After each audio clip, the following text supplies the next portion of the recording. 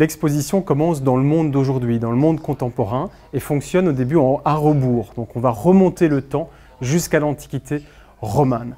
Donc on découvre que Mitra il est toujours vivant dans le monde d'aujourd'hui, dans notre culture populaire. On le retrouve dans le cinéma, on le retrouve dans la littérature, on le retrouve dans les bandes dessinées, on le retrouve dans les arts plastiques, dans la peinture. Alors évidemment, ce sont des fantasmes, ce sont des idées reçues qui sont cristallisées dans ces formes de réception.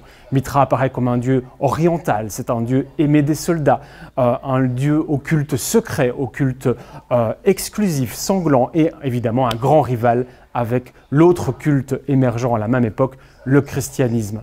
Donc, vous voyez par exemple ici une œuvre qui est juste derrière moi et qui nous montre Picasso qui apparaît dans l'attitude de Mitra. C'est l'une de ses formes de réception. Picasso était un grand fan de corrida et c'est à ce titre qu'on le retrouve ici dans la position du tauroctone, du tueur de taureaux.